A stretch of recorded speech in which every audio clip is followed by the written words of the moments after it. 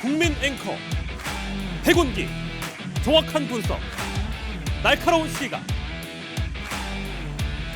백운기가 하면 다르다.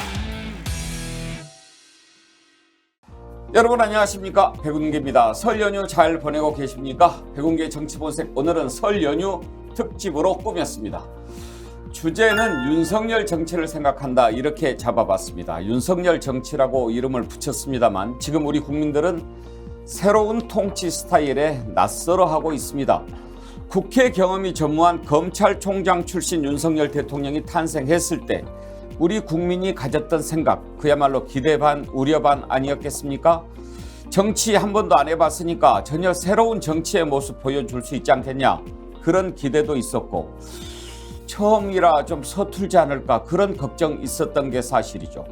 윤석열 정부 출범한 이후 이제 8개월이 지났는데 윤석열 정치는 과연 우리 국민들에게 어떻게 받아들여지고 있을까요? 오늘 특집으로 한번 준비를 해봤습니다. 두 분 패널 나오셨습니다. 양문석 민주당 경남 통영고성 지역위원장, 장성철 공론센터 소장 모셨습니다. 어서 오십시오. 안녕하세요. 안녕하세요. 반갑습니다. 그리고 정치면 본색리 이장입니다.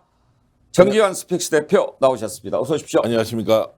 이장이 요즘 복장이 왜 이렇게 깨끗해? 네. 일 안 해? 이런 이야기 있는데요.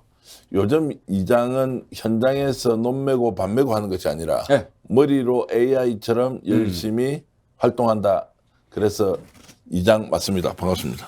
뭐 깨끗하다고 누가 얘기 안 했는데. 바깥에 그런 이야기 하는데 이장이 왜 흙도 좀 묻어 있고 이래야 되는데. 그러게. 앵커께서 물어봤어요? 이장이니까. 이장이에요? 아니, 위원장이죠? 예. 예. 경남 통영 고성에 이가 몇 개 있어요. 모르죠. 셀수 없을 줄. 그러니까 떨어지는 거예요. 아니, 적어도 그 지역 위원장이면 그 마을에 주민들이 숟가락이 몇 개인지 이런 정도는 파악을 하셔야죠. 읍면만 해도 예. 통영에 16개, 고성에 15개가 있는데 읍면만 해도 그러면 그것만 해도 그 31개죠. 예. 그 31개 리까지다. 니까지 알아서 나쁠 거 없어요. 예. 앞으로는 니에 좀 관심을 가져주십시오. 알겠습니다. 뭐 정치면 본색 이장이 이장님 떡국 드셨습니까? 예, 먹었고요. 아이, 근데 나이가 한 살 참 먹는 게 마음이 너무 아프기도 하고요. 인생이 또 왜 이런가 싶기도 한데. 대통령에게 감사하십시오. 6월 왜? 달이면 2살이 그래, 뭐, 그 감사를 전하기보다는, 야, 이제 설날 될 때마다, 어릴 때 너무 기쁘고 좋았지 않습니까? 네. 지금은 나이 들 때마다 막, 이게 왜 인생이 이렇게 빨리 가느냐, 이 생각이 들었어. 그런데도 한 살 더 먹고 더 건강하게 1년 더 살면 되니까 늙어간다는 생각보다 여러분들 한 살 더 먹어서 더 건강해지자, 이런 마음으로 저는 앉아 있습니다. 제가 장성철 소장은 네. 새해에는 무조건 대통령한테 감사하자 이렇게 살기로 마음먹었습니까? 아니 감사할 건 감사하고 예. 비판할 건 비판하고 저는 작년과 똑같이 그냥 같은 입장을 취할 그러면 거다. 나이 만으로 줄인 거는 대통령한테 감사해- 감사해야 할 일입니까? 감사해야죠. 예. 감사하시죠. 감사하시잖아요. 아니 이게 이제 아니, 예 아니오로 대답을 했어요. 외색이 계속해서 진해져 가는 거예요. 한때 우리나라도 구정 없애고 전두환 그 군사 독재 시절이었죠. 예. 구정 없애고 그 1월 1일 날 설날을 하면서 설날 연휴를 그때는 또 민속의 날이라고 그랬어요. 예, 민속의 그랬다가 또 설날로 바꿨는데. 근데 민속의 날이라고 해도 놀지를 않았어요. 그죠? 그랬나요? 예, 놀지를 안 했고 그래가지고 이 일본 따라하기 하다가 또 이제 박살이 나요.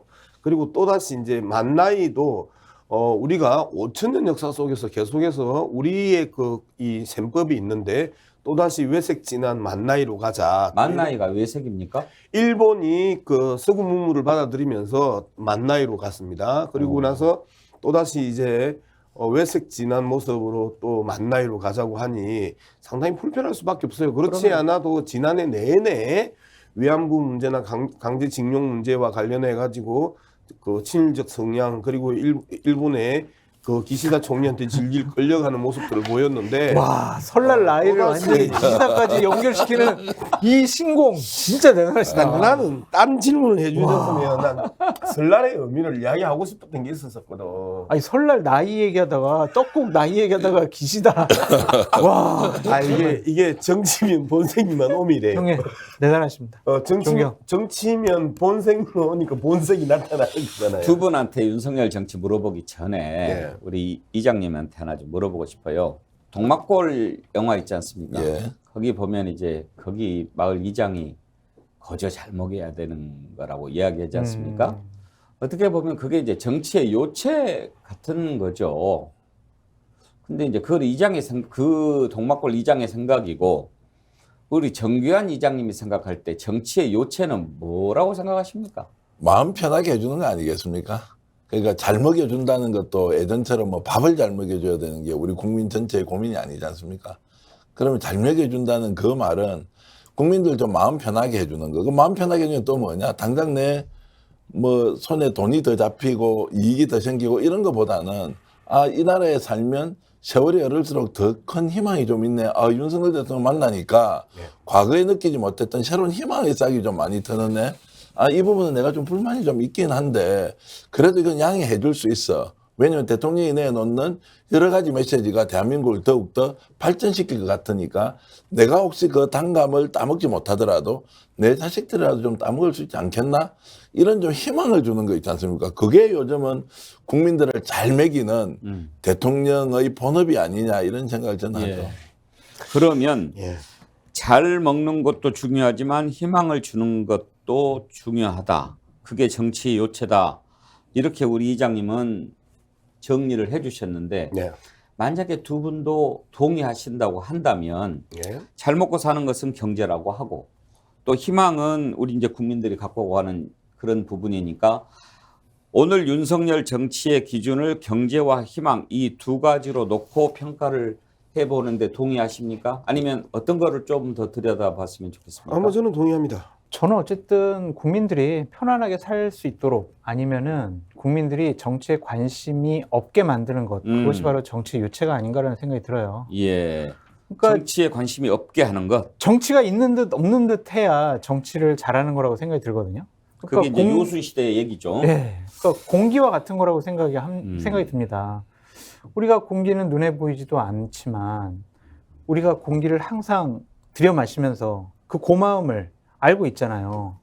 근데 정치라는 것이 지금 계속 갈등을 불러일으킨다는 거는 공기가 미세먼지 그리고 뭐 아니면 여러 오염된 거라고 보여져요. 그럼 우리 공기에 대해서 어마어마하게 신경 쓰잖아요. 이거 정말 마스크 쓰고 나가야 되고 현재 국민들이 바라보는 정치가 그게 아닌가라는 좋은 생각이 기후입니다. 들어요. 네. 예. 그냥 편안하게 상식적으로 합리적으로 그냥 물 흐르듯이 그냥 있는 듯 없는 듯 해야 정치가 잘하는 거다라는 생각이 드는데 끊임없이 갈등을 확대 재생산하는 것이 지금 정치의 모습인 것 같아서 예. 참 국민의 한 사람으로서 참 부끄럽고 창피하다라는 생각이 듭니다. 물 흐르듯. 네. 자, 그러면 경제, 희망, 또 물 흐르듯. 지금 이제 장성철 소장이 이야기했던 내용을 딱 한마디로 줄이면 상선약수예요. 예, 그렇죠. 예.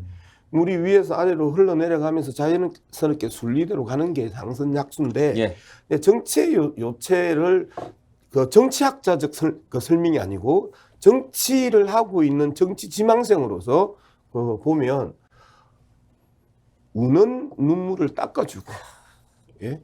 그 다음에 그 환한 얼굴을 웃게 해주는 게 나는 예. 정치의 요체라고 생각을 예. 합니다.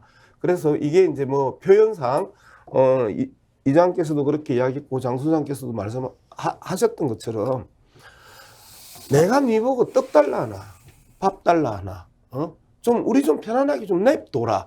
제가 지난해 그러니까 1월 14일 날 숭례문에 이제 촛불 집회에 나갔었을 때 어떤 여성분이 저보고 했던 이야기입니다. 우리가 지보고 밥을 달라 하나 떡을 달라 하나 왜 우리를 이렇게 괴롭히고 따뜻한 방구석 냅두고 아스팔트까지 튀어나오게 만드냐고 하면서 막 이제 우시더라고요. 그래서 옆에서 쳐다보면서 지금 윤석열 정치 평가에 들어가신 거예요?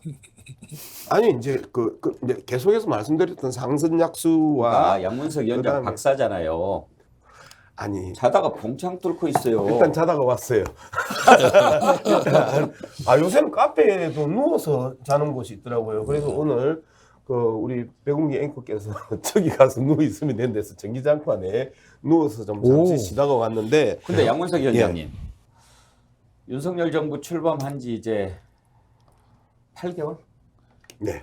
8개월 됐습니다.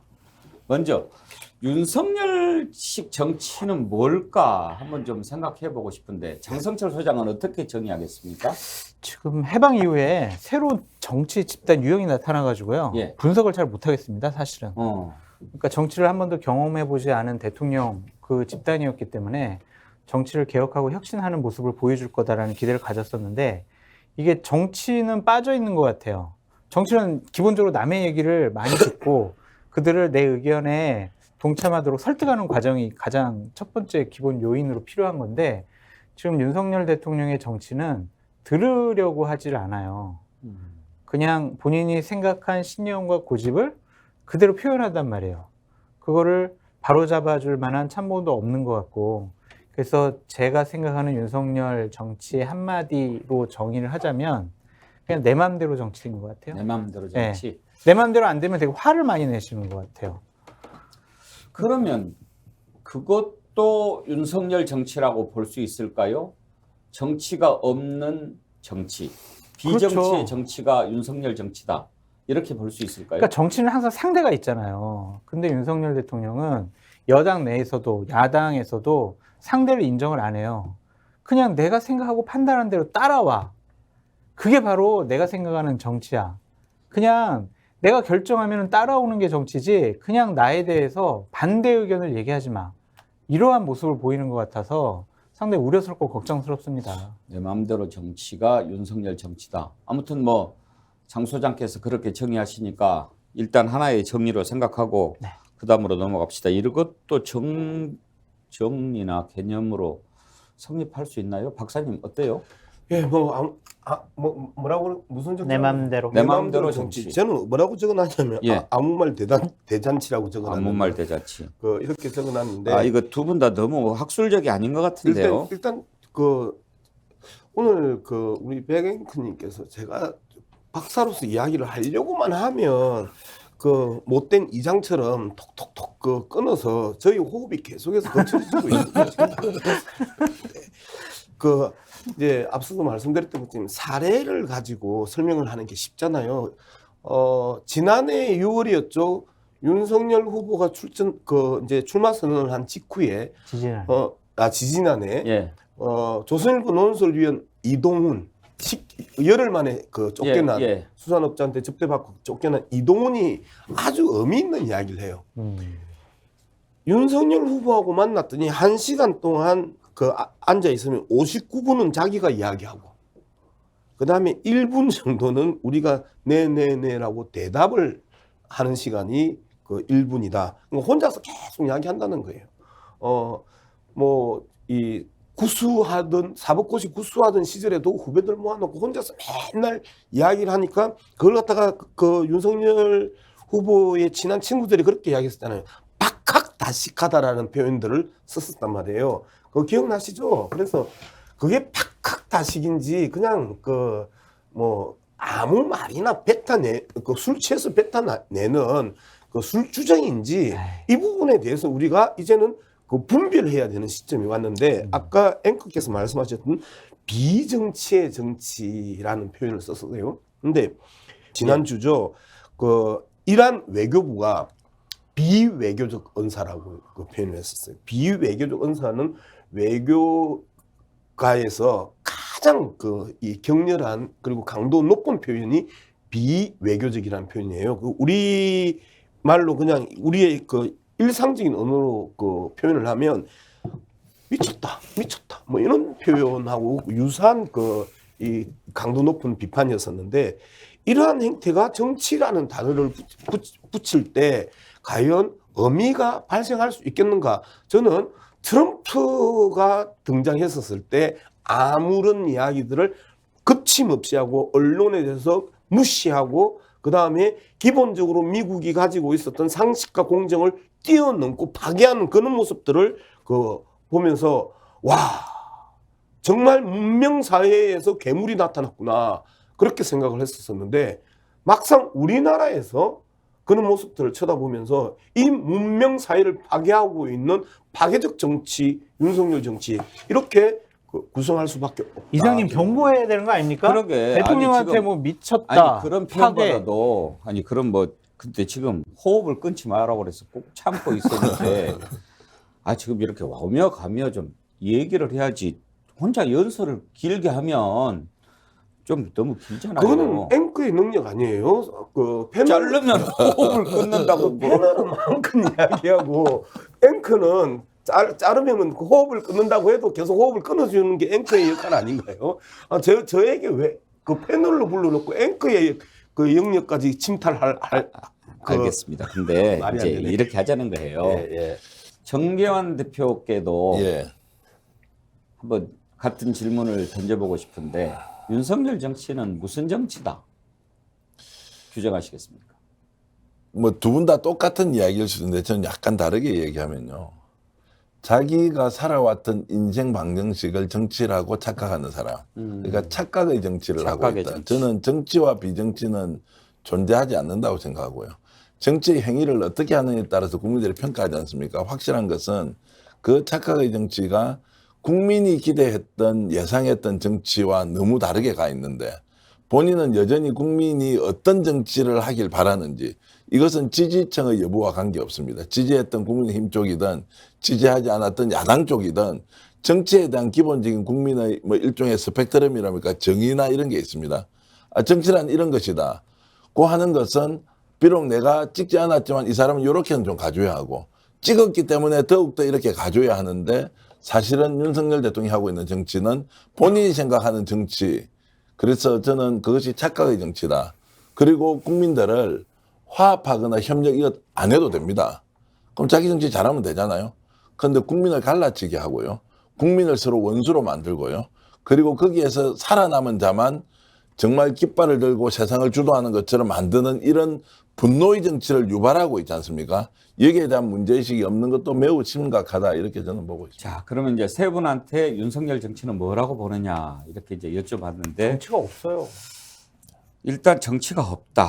그래도 이제 그 와중에 갖다 붙인 이름이 양문석 위원장께서는 아무 말 대잔치, 장성철 소장은 내 맘대로 정치, 그다음에 우리 이장님은 착각의 정치라고 했습니다. 이 자리에 만약에 윤석열 대통령이 있다면 제가 물어보고 싶어요. 네. 지금 윤석열 대통령이 정치를 하고 있느냐? 하든 안 하든 당신이 하는 모든 것은 이미 정치의 영역에서 평가받을 수밖에 없는데 그러면 지금 당신이 생각하는 정치는 뭐냐? 이렇게 물어보고 싶은데 지금 워낙 국사에 바쁜 분이라 여기까지 오시게 하기 힘드니까 만약에 두 분께서 윤석열 대통령 입장에서 나는 내가 생각하는 윤석열 정치는 이거다 라고 한다면 뭐라고 얘기할 것 같은지 한번 좀 물어보고 싶어요. 저한테 질문하신 거 맞죠? 저는 제가 이야기하는 부분에 있어서 불가능하다고 생각을 해요. 역지사지에서 내가 윤석열 대통령의 입장에서 어떤 정치다라고 할 수 있는 영역이 없어요. 왜 그러냐면 지난주 어쨌든 아랍에미리트가 가지고 했던 그 아랍에미리트의 적은 이란이다라고 던지는데 우리나라의 정치학자들, 외교관이든 외교 전문가든 아무도 예상하지 못했던 그런 발언들이 툭 튀어나와요. 자, 조문 갔는데 비행기를 늦게 출발시켜가지고 연착을 해가지고 조문을 못하는 일이 발생을 했었어요. 영국 엘리자베스 2세 한테 갔었을 때. 그 다음에 유엔에 가가지고 EXX라는 표현과 쪽팔렸으라는 표현을 던지면서 정말 모두가 깜짝 놀라게 해요. 예측이 불가능한 상황에서 윤석열 대통령의 입장에 서서 역지사지해서 이야기를 하라라고 하는 것 자체가 정말 난제 중에 난제로다. 저는 그렇게 생각합니다. 제가 질문을 제대로 하셨는데 답변을 제대로 안 한 것 같아요. 그렇죠. 그러니까 이게 윤석열 정치의 전형적인 모습을 보여주는 거예요. 그러니까 앵커가 질문을 뭐 하더라도 그냥 내가 생각한 거 얘기하는 거예요. 내 맘대로. 그러니까 이게 질문과 답이 지금 합치가 안 되는 거죠. 양문석 위원장 잠깐 가서 더 주무시고 오시죠. 아직 잠이 덜 깼을 수도. 근데 저는 이제 체계적으로 정리를 해놓은 게 있는데 표현을 예. 그 이제 지금 서론을 잘못 깔아가지고 지금 예? 질문이 그게 아니었다니까요. 오늘 윤석열 대통령의 정치가 뭐냐라는 질문은 아까 드린 거고 지금 이제 우리 정리는 끝났으니까 만약에 내가 윤석열 대통령이라고 한다면 네.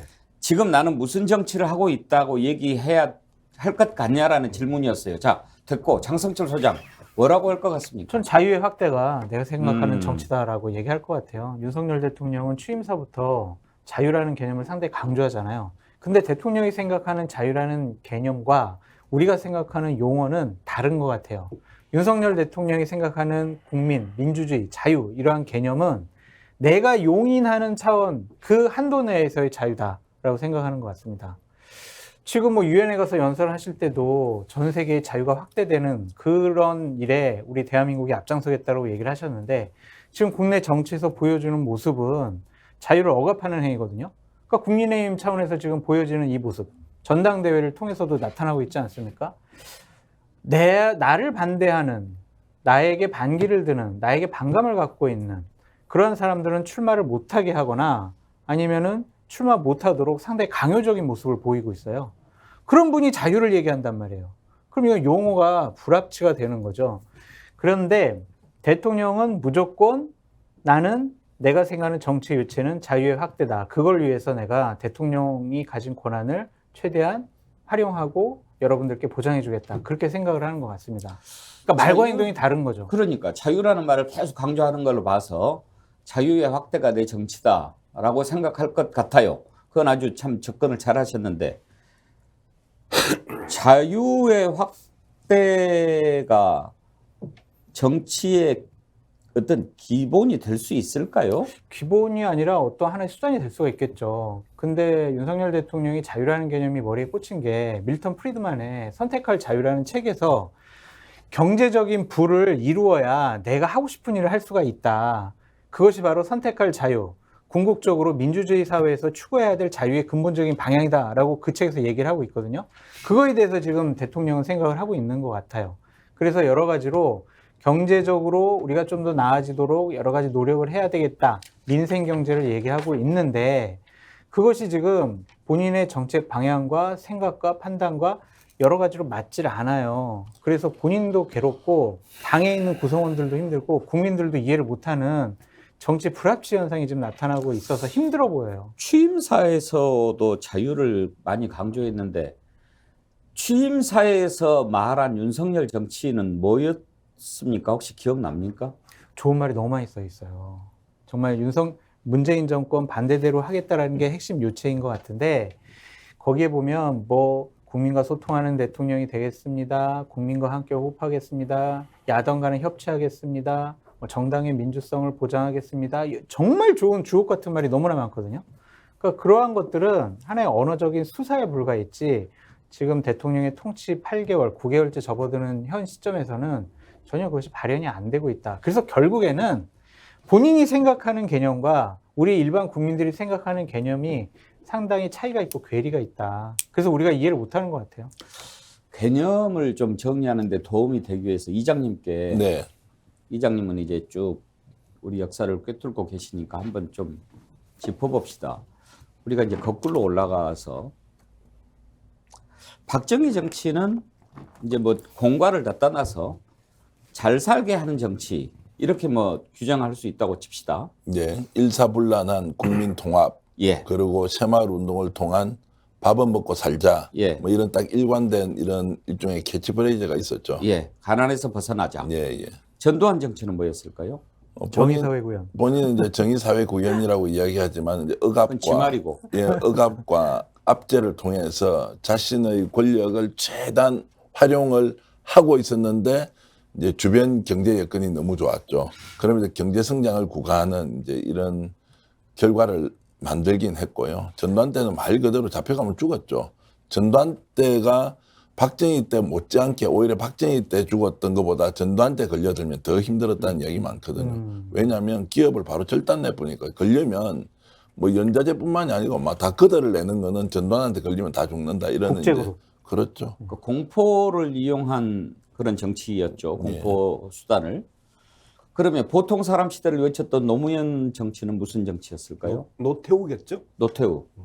노태우 대통령은 예. 이제 본인의 약점을 보완하기 위해서 북방 외교 이런 걸 하면서 국민들한테 네, 물통령입니다. 물 대통령입니다. 그 보통 사람의 시대를 열어가겠다는 뭐 그런 것도 큰 저는 기억으로 남아 있습니다. 그때가 정치가 있었던 것 같아요. 왜냐하면 그때가 4개의 당이 있었고 그것을 극복하기 위해서 뭐 3당 합당이 있었긴 했지만 4당이 국회에서 돌아가면서 여러 가지 연정도 있었던 모습이 보였었거든요.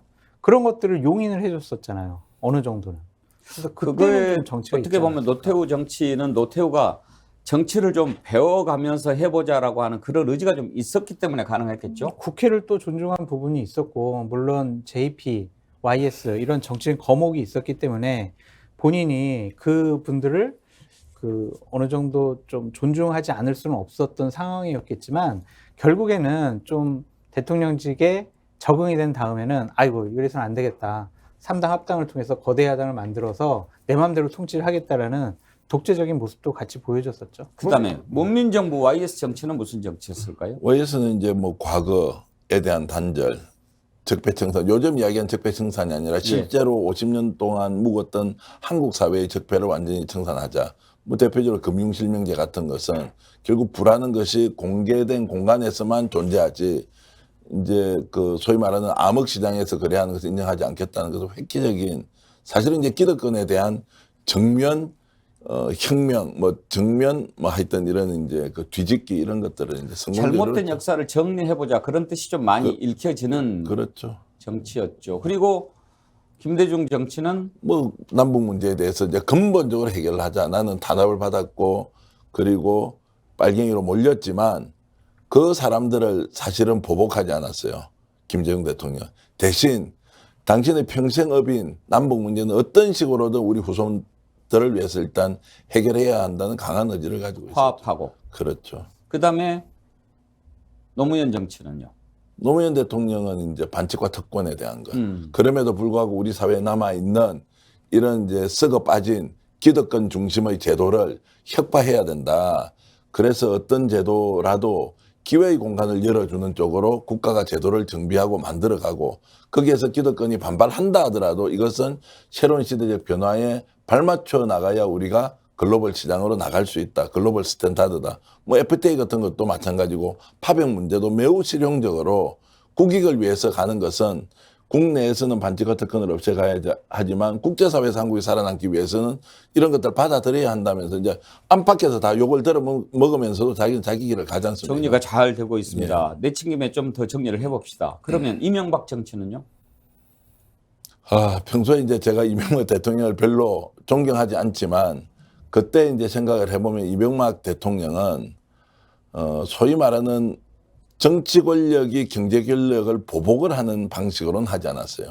이권 사업에 개입했던 것 때문에 여러 가지 흑역사를 만든 건 사실이지만 마음에 안 든다고 특정 기업을 죽이거나 이렇게는 하지 않았다. 긍정적인 부분만 말씀을 드리자면 대신 채권들이 많이 해먹었죠. 그러면서 본인도 이제 감옥에 가고 했지만 기본적으로 대통령이 무엇을 해야 한다는 것은 알고 5년 동안 국정을 운영했다 이렇게 저는 평가하고 있습니다. 박근혜 정치는? 참 계속 이제 어려운 질문 하시니까 아는 대로 제가 순서대로 쭉 가보는 겁니다. 예. 저는 박근혜 대통령에 대해서는 결국 자신의 아버지로부터 받은 정치적 유산을 받았고 그걸 가지고 진짜 좋은 나라를 만들어 보겠다 했고 이분은 둘 다를 이제 해결하겠다는 의지가 있었죠. 남북 문제도 적극적으로 해결하려고 했고요. 또 우리 사회 갈등도 어떤 식으로든 해결을 해보려고 했죠. 근데 불행하게도 박근혜 대통령은 십상시를 비롯한 주변 채권들 관리가 완전히 실패해서 최순실을 비롯한 일부 인물들은 오히려 박근혜 대통령을 이제 꼭두각시로 만들면서 국정을 뭐 근본적으로 농락을 해버리는 바람에 박근혜의 뜻은 아예 펼치지 못하고 그냥 주저앉고 말았다 이렇게 봅니다. 근데 이게 너무 일방적인 게 예. 진보 진영 정권 같은 경우에는 되게 긍정적인 부분을 부각해서 말씀해 주시고 보수 정권에 대해서는 좀 안 좋은 부분들을 그럼 거꾸로 규정해서 한번 좀 말씀을 설명을 좀 주시고. 더 해주시면 좋겠네요. 저는 뭐 제가 반론을 하세요. 그래요. 아니 끝까지 들어보고 네. 장성철 소장 의견도 한번 들어보고 싶습니다. 이렇게 쭉 얘기하다 보니까 오히려 논점이 잡히는 것도 같습니다. 그러면 마지막으로 문재인 정치는 어떻게 평가하십니까? 저는 뭐 부동산 정책, 남북 문제, 사실은 이제 미완의 정권이었다 또는 미숙한 정권이었다. 저는 뭐 단 하나만 딱 꼽는다면 왜 그러면 그런 문재인 대통령의 국정 운영 역량이 저렇게 떨어졌느냐. 결국 저는 부산 정치를 해서 망했다. 부산. 예. 그 다음에 소개파 정치를 했다.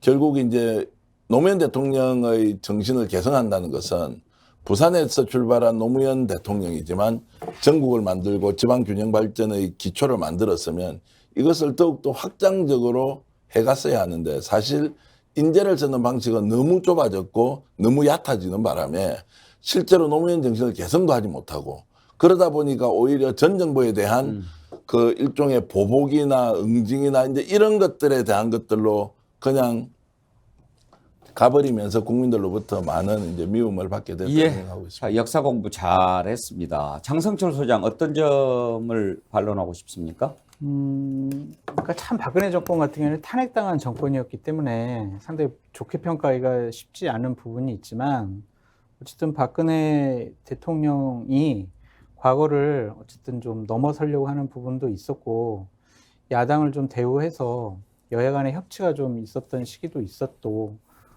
그러한 모습들을 보여줬지만 결국에는 친박에 둘러싸여가지고 뭐 정치가 제대로 진행되지 않았다. 그래서 탄핵당했다. 그렇게 볼 수밖에 없겠죠.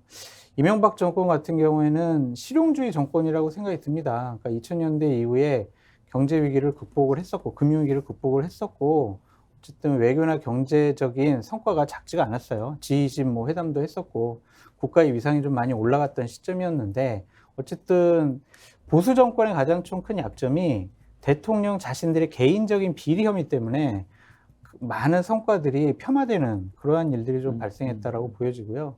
문재인 정권 같은 경우에는 내로남불 정권이 아니었느냐라는 생각이 듭니다. 능력이 없으면서 고집과 신념만으로 나라를 운영하려고 했었고 그것이 가장 극명하게 나타난 것이 부동산 폭등으로 많은 서민들과 국민들을 힘들게 했었다. 좀 그렇게 좀 평가하고 싶어요. 자, 이제 보는 시각에 따라서 다른 건 충분히 이해를 하는데 양문석 위원장 이제 그러지 않습니까? 쭉 이렇게 역대 정부를 들여다 보면서 과연 어떤 정치였는가 이렇게 생각하다 보니까 어떻게 보면 이제 본질적인 문제에 딱 와닿아요. 쭉 들으면서 그러면 지금 윤석열 정부가 도달하고자 하는 방향은 도대체 어디일까 궁금해졌어요. 그런 궁금함이 생기지 않았습니까? 네. 설명을 할 수 없는 상황인데요. 그 두 분이 이제 그런 이야기, 저런 이야기인데 제가 보기에는 김영삼 정치부터 제 의견을 조금씩 넣어야 될 것 같습니다. 김영삼 정치는 그 잘못된 역사와 잘못된 관행의 청산 그리고 군부 독재 폐해를 그 털어내는 과정이었다라고 이제 보면 완전히 또 다른 모습으로서의 김대중 정치는 통일 또는 남북화해 이 부분이 그 핵심적 그 국정 방향의 자리를 잡고 있었어요.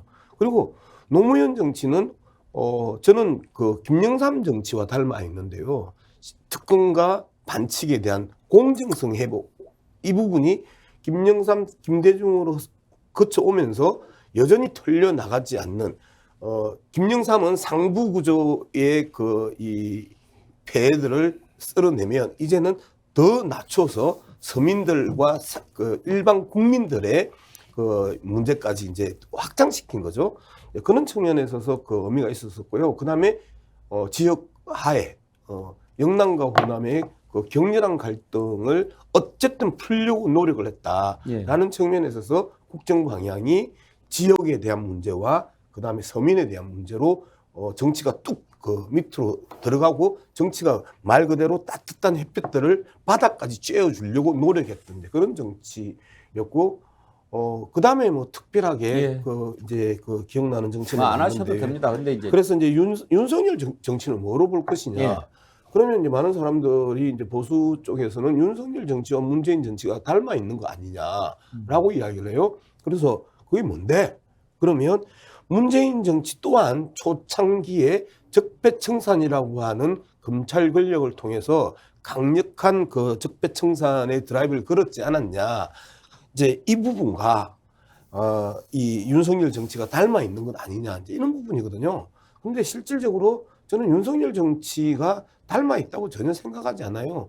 헌법을 이야기를 하고 자유를 이야기하면서 계속해서 헌법과 법률을 초월하는 행태들을 계속해서 보여왔기 때문에 좋아. 그러면 뭐 그 정치적으로 설명할 필요 없이 뭐 정적 제거든, 그 다음에 전 정권 탓을 하든 이거 다 때려치우고 그 외에 보여준 게 있느냐? 아무것도 보여준 게 없다라는 거예요.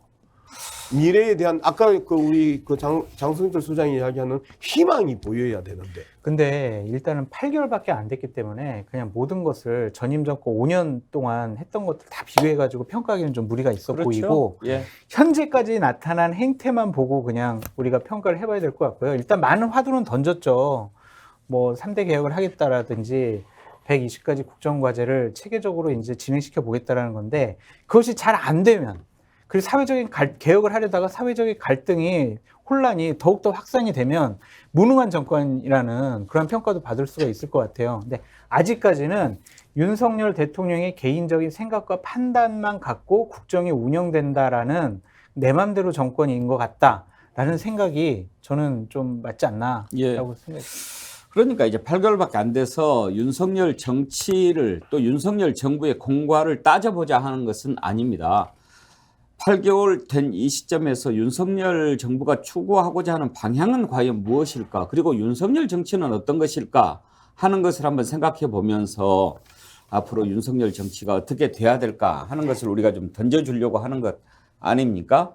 자, 그러면 지금까지 쭉 이렇게 역대 정부와도 비교해 봤고 이렇게 했을 때 그러면 앞부분에 문재인 정부가 닮아 있다. 그러면 지금 윤석열 정치는 청산의 정치라고도 볼 수 있을까요? 뭐 굳이 표현을 하려고 하면 청산의 정치인데요. 그 흔적들을 보면 지금 그 지난 8개월 동안에 우리가 그 남북 화해를 그 추구했던 DJ 정치를 남북 대결로 끌고 가고 있고, 노무현 대통령이 이야기했던 지역 그 화해 정치를 지역 대결로 끌고 가고 있잖아요. 특히 5.18과 관련됐던 문제들은 그 심각하게 지역 대결을 부추기는 문제란 말이에요. 계속해서 국민을 갈라치면서 자신의 권력을 공고히 하고 그 다음에 장기 집권에 대한 그 이 유혹들을 계속 받고 있는 정치 아니냐. 그래서 권력 독점과 권력 독식 그리고 권력 연장이라는 영역에서밖에 보여주는 게 없다. 그 다음에 이명박 그 정치를 많이 그 닮아 있어요. 계속해서 3대 개혁이라는 것들도 이제 그런 측면에서 대행하고 있는 정책들을 던지고 있어서. 알겠습니다. 자, 그러면 이제 윤석열 정치가 대충 뭔가를 우리가 그려봤는데 공통점이 있네요. 한마디로 규정할 수 없다가 현재 공통점인 것 같습니다. 그러니 뚜렷하게 보이지 않는데 왜 뚜렷하게 보이지 않는 것일까요? 확실하게 지향점을 정해두지 않아서 그랬을까요? 아니면 그 지향점은 있는데 모든 국민들이 다 알 정도로 공유를 하지 않아서 그런 걸까요? 이장님 생각은 어떻습니까? 저는 지향점이 없다고 보죠. 조금 전에 말씀하셨던 거 다 종합하면 윤석열 대통령은 자기 정치가 없다라고 해야 됩니다. 우리가 역대 대통령을 비교하면서 나름대로 왜 대통령이 되어야 하며 대통령이 된 뒤에 어떤 나라를 만들어야 되는지 목표가 다 있었고 거기에는 뚜렷한 목적의식도 있었습니다. 저는 윤석열 대통령의 외교정책 지난해에 뭐 이란과 관련된 발언이나 그 이전의 이런 것도요. 본인이 체화되어 있는 외교정책의 목표가 안 담겨 있습니다. 김성환 그 외교안보 수석, 그다음에 김태효 이제 그 2차장이 있지 않습니까? 국정. 이런 분들이 갖고 있는 생각이 그대로 투영되어서 오히려 대결주의로 치닫는 것, 실용 외교보다는 대결주의로 가서 뭔가 이익이 있을 것이라는 특정 학자에 대한 것. 지금 당무 개입 저렇게 논란이 있지 않습니까? 저게 대통령 아이디어입니까? 윤핵관 아이디어입니까? 냉정하게 한번 생각해 봅시다. 대통령의 국정 운영의 목표가 명확하면 협조를 해야 된다면 어떤 식으로 저렇게 내세우지 않는다. 그럼 여기서 누가 이제 작업해서 대통령 설득시키면 되니까 장제원이든 정진석이든 이런 사람들이 주무르니까 윤핵관 중적으로 그냥 가버리는 거예요. 그것만 있습니까? 경제 문제요. 추경호 부총리가 그래도 기재부 차관 출신으로 제대로 하니까 좀 다행이죠. 윤석열 대통령의 경제 철학이 거기 어디에 담겨 있습니까, 지금? 경제 문제가 그나마 이렇게 조절하고 다행스럽게 가는 거는 추경호 부총리가 그나마 하니까 저 정도 가는 거지. 만약 거기에 대통령의 철학이 담겨 있다고 누가 이야기를 하느냐. 하나 담겨 있는 데가 있죠, 대통령은. 검찰 수사에는 명확하게 대통령의 방향과 목표와 목적이 있다. 이재명 죽여야 되겠다. 전 정권 때문에 나라 그들 났으니까 전 정권 있는 놈 다 응징하겠다. 이거밖에 없습니다. 그러면 결국 우리 지금 윤석열 대통령이 보여주는 것에서 윤석열 다움이란 게 진짜 뭐냐고. 그러니까 장 소장 말씀대로 제가 차용해서 좀 쓰겠습니다. 자유를 저렇게 외치는데도 내가 생각하는 자유와 대통령의 자유가 다른 거고요. 국민이 일반적으로 생각하는 자유의 확대라는 것은 개인에 대한 존중이고 인권에 대한 인정이고 수사에 대해서는 형평성이고 그리고 법보다는 인간의 자유의지에 대한 선택을 존중하는 사회가 자유가 확장된 사회인데 그 자유는 대통령만 그렇게 외치고 우리는 오히려 더 많은 억압을 받고 있다 생각을 하면 지금 윤석열 대통령은 자기 정치를 하지 않는 불행한 대통령의 임기를 이어가고 있다 이렇게 저는. 장 소장께서는 윤석열 대통령 정치가 지향점이 뭐라고 생각하십니까? 욕심 같아요. 이제. 욕심. 네. 그러니까 지난 이제 9개월 동안에 윤석열 대통령의 통치 스타일을 보면은요. 청산이 맞아요. 수사, 조사를 통해서 문재인 정권 그리고 이재명 당대표에 대해서 완전히 짓밟아 버리겠다라는 생각인 것 같습니다. 그리고 현재는 뭐냐면 억압이에요. 내 말 안 듣는 사람들 난 그냥 사람 취급하지 않을래. 대화 상대로 취급하지 않을 거야. 그냥 쫓아버릴 거야. 상종을 안 할 거야. 상종 안 하겠다라는 표현을요. 한 2주 전에 대통령실 관계자가 나경원 전 의원을 향해서 한 말이에요. 그러니까 그런 말들이 대통령과 대통령실에 있는 사람들의 인식이에요. 억압. 그리고 미래는 2024년 총선까지 보면 욕심인 것 같습니다. 내 사람, 나의 정치적으로 나를 뒷받침해 줄 사람들을 국회의원 공천 많이 해서 내 사람들이 국회에서 나를 뒷받침하도록 하겠다. 내 사람들 챙기겠다라는 그런 욕심만 보여요. 현재 정권에서 일하고 있는 분들 중에서 정말 국민들이나 야당이나 정치권에 있는 분들이 야 정말 전문적이고 정말 유능한 사람이 대통령을 보좌하고 있구나라고 생각하기보다는 금융을 모르는 금융위원장, 검사 출신의 금융위원장이 지금 금융총수가 되어 있어요. 이게 상징적인 모습을 보이는 것처럼 이런 것 내 사람을 챙기겠다라는 욕심만 앞으로 윤석열 대통령의 정치 스타일로 나타나지 않을까 상당히 걱정됩니다. 자, 세 분하고 좀 오랜 시간 얘기를 했는데 나름 그런 생각은 듭니다. 왜 우리가 윤석열 정치가 뭔가에 대해서 아직 확신이 없는가?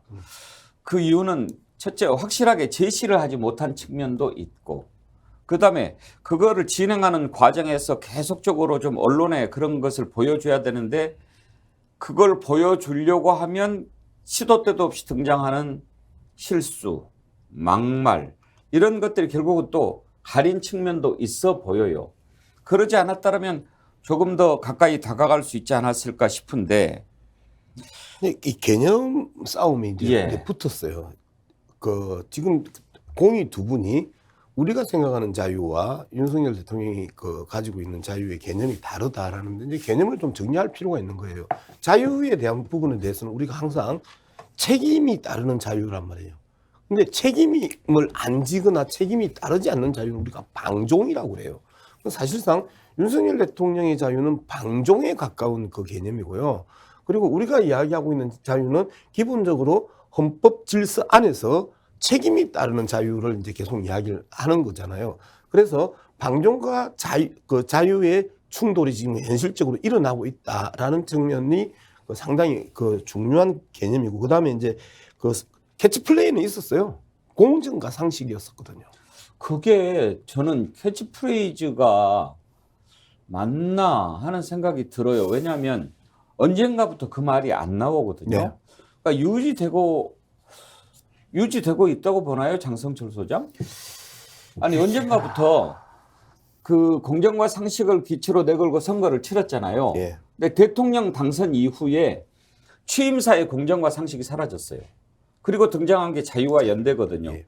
그러니까 공정과 상식이 윤석열 정부의 캐치프레이즈다라고 보기가 사실 좀 어려운 측면이 있습니다. 공정과 상식은 검찰총장 시절에 상대적인 개념이었던 것 같아요. 그러니까 조국 전 장관 수사와 문재인 정권의 부정과 비리 의혹에 대한 수사, 그것이 상대적으로 윤석열 대통령은 공정하고 상식적인 것 같다라는 평가를 국민들이 받았기 때문에 그것을 캐치프레이즈로 썼는데 그런 것 같진 않아요. 공정하지도 않고 상식적이지 않은 모습들을 많이 보여주고 있죠. 특히 본인의 가족과 관련된 여러 가지 비리 의혹과 관련해서는 제대로 수사가 되지 않는다라는 것이 많은 일반적인 국민들의 평가로 보여지거든요. 그리고 지금 국민의힘 전당대회에서 나타나는 대통령의 뜻과 의지를 보면은 이것은 상식적이지 않다라는 일들이 너무 많이 벌어지고 있습니다. 나경원 전 의원이 출마하려고 하는 것에 대해서 이제 지난 화요일 같은 경우에 김대기 비서실장이 새롭게 얘기했어요. 진상을 파악하고 난 다음에 정확하게 대통령이 해임을 한 거다. 이거 나경원 의원이 얘기한 것처럼 그냥 본인이 해명을 하거나 본인의 여러 가지 상황을 설명하면 대통령이 이해해 주실 거다. 대통령의 뜻이 아니라 주변 참모들의 잘못된 보고에 의해서 내가 해임당한 거다. 그렇게 얘기를 했는데 그것에 대해서 또 김대기 비서실장이 바로 몇 시간 있다가 아니야. 진상 파악하고 대통령이 내린 결정이야. 이런 식으로 얘기를 하거든요. 전당대회에 개입하려는 명백한 모습을 보여주고 있습니다. 대통령이 전당대회에 개입을 해서 출마하려고 하는 후보를 저렇게 억누르려 하는 모습 상식적이지 않죠. 그러니까 이런 모습들은 본인이 앞으로 공정과 상식이라는 단어를 본인 입에서 얘기하기가 상당히 좀 어렵지 않을까. 오늘 논의가 상당히 어려운 네, 주제예요. 어려운 주제예요. 왜 어려운 주제냐면 현상적으로 보이지 않는 윤석열 대통령의 정치를 찾아내려고 하니까 맞습니다.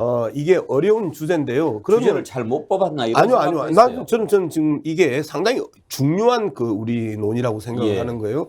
그러면 다른 측면에서 좀 더 좁혀놓고 고민을 한번 해보자. 그러면 공정과 상식의 그 캐치프레이즈가 그 특권과 반칙, 몰상식의 정치로 지금 변질되어 있다는 거예요. 특권과 반칙, 몰상식. 그러면 이 부분들은 노무현 대통령이 추구했던 정치와 윤석열 대통령이 추구하는 정치가 지금 충돌하고 있는 거죠. 그다음에 그 미래로 가자고 이야기를 하면서 IT나 경제를 그 강하게 드라이브를 걸었던 김대중 정치와 그다음에 그 끊임없이 대행하고 있는 그 윤석열 정치가 지금 충돌하고 있는 거죠. 이래서 그러면 충돌 지점에 있어서 그러면 박근혜와 닮아 있네? 라는 부분이 있어요. 유신 독재의 박정희 대통령이 가지고 있던 그 유산이 박근혜 대통령이 들어오면서 다시 엄청난 대행을 시작을 한단 말이에요. 이 부분과 지금 윤석열 대통령이 그 표현하고 있는 정치나 정치 행태나 그다음에 정책들이 박근혜 대통령하고 닮아 있단 말이에요. 그다음에 더 중요한 거는요. 이권 정치가 있다면 이권 정치가 이명박 대통령하고 이 정치가 닮아 있었어요. 그래서 특권을 가지고 반칙적으로 몰상식하게 그 이권을 챙겨가는 과정들, 그 다음에 가장 핵심은 그 모든 사람하고 다른 게 대통령 생각이 없다. 그 측근들이 해먹는 그 각축장으로 만들어버렸다. 그렇기 때문에 윤석열 정치를 찾기는 상당히 어렵고 힘들 거다. 예. 이제 시간이 5분도 남지 않았는데 윤석열 정치를 들여다보고 우리가 좀 주문을 하려고 했거든요. 그런데 50분이 넘도록 윤석열 정치가 무엇인지도 우리가 제대로 정리를 못하고 맞춰가는 그런 심정입니다. 정기환 대표. 네. 왜 우리가 아직 윤석열 정치를 뭐라고 모르고 있을까요? 뭔지. 실체를 모르니까 그렇죠. 우리가 이제 사고하는 범위 안에서 윤석열 정치가 뭐라고 하는 것을 해석은 좀 달리 할 수 있지만 잡혀야 되는데요. 잡히지 않습니다. 왜 그렇습니까? 좀 심하게 얘기하면 매일 거짓말을 시키죠. 조금 전에 얘기했던 것은 어떤 단어에 대한 정의, 공정이냐 상식이냐 이런 거 있지 않습니까? 뭐 최근에 했던 뭐 당무 개입하지 않겠다. 저렇게 극단적으로 개입한 대통령을 본 적이 없었고요. 그리고 자신은 뭐 정말 무속과 전혀 관계없다고 했는데 여전히 그 무속과 관련된 일들이 벌어지는데도 가타부타 말을 하지도 않습니다. 그리고 외교적 참사가 일어나서 대통령이 날리면 바이든 해도요. 인정도 안 해요. 끝까지 그대로 가버립니다. 그래서 우리는 어떤 사람이 좋은 일을 하면 부모가 자식한테 또는 제가 제 동료한테 제 스스로도 좋은 거는 본받자 그러죠. 조금 나쁜 거는 배우지 마라 그러죠. 그런데 거기 악의 물이나 악당들이 노는 세계에 가면요. 전파된다가 아니고요. 오염된다는 말을 쓰거든요. 그 동네 가서 놀잖아요.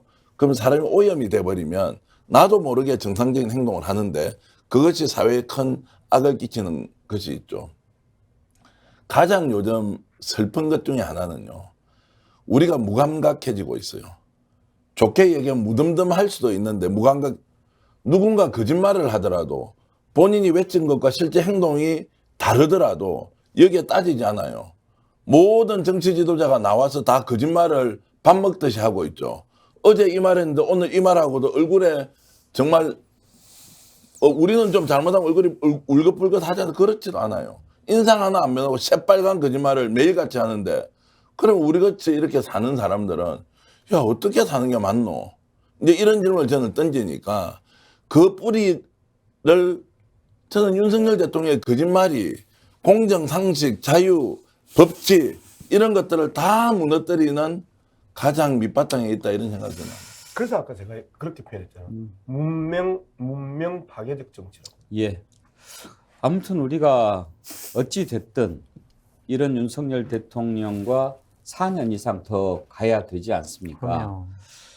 그러면 윤석열 정치가 달라지든 우리 국민이 달라질 수는 없습니다. 우리 국민이 주인이니까. 그러면 바꾸든 뭘 어떻게 해야 될 텐데 어떻게 바꾸는 것이 그나마 듣든 안 듣든 바람직할 거라고 생각하시는지 두 분 패널께 30초씩 듣고 예. 마무리하도록 하겠습니다. 양문석 의원님. 4년을 더 가야 된다에 대해서 동의하지 않습니다. 5년 임기에 4년밖에 못했던 대통령도 있었었고요. 그리고 그것도 불과 10년 전도 아닌 시절에 박근혜 전 대통령이 탄핵당하기도 했었습니다. 국민들이 이러한 상황에 대해서 허용할 것이냐 말 것이냐의 문제가 참을 수 있느냐 없느냐의 문제에서 이제는 더 이상 저 꼴을 보고 있을 것이냐 말 것이냐. 그래서 인식의 변화는 태도의 변화로 나타납니다. 인식의 변화가 강하게 이루어지면서 태도의 변화가 나타나고 태도의 변화가 이제는 행동의 변화로 나타나거든요. 행동의 변화를 우리는 오늘 이후부터 주목할 필요가 있다. 이런 그렇게 생각합니다.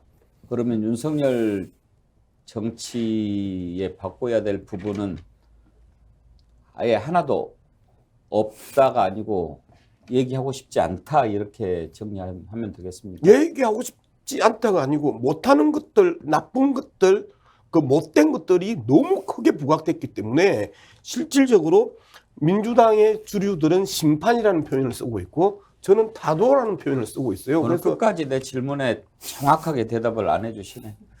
장성철 소장.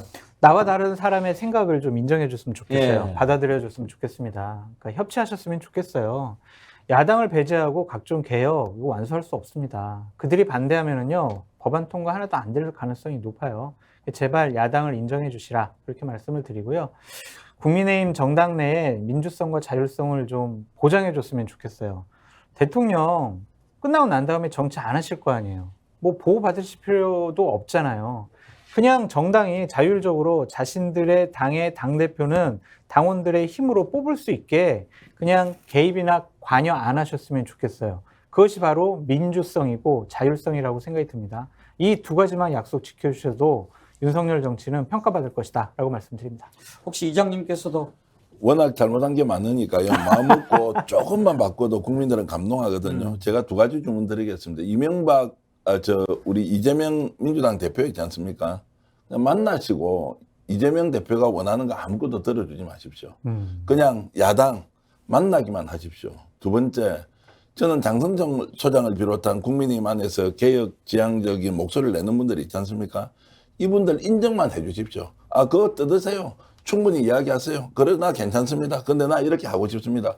이런 것만 하더라도 대통령이 많은 부분을 얻을 수 있는데 너무 많이 낱말 듣고 닫아놓고 스스로 독야청청 하듯이 가버리니까 대통령 설 자리가 점점점 좁아지고요. 이제는 정말 그 설 자리가 뾰족한 산 꼭대기에 대통령이 올라와 있는 것 같아서 빨리 내려오게 해야 하는데 못 내려오고 거기서 떨어질 수도 있다 이런 걱정이 많이 됩니다.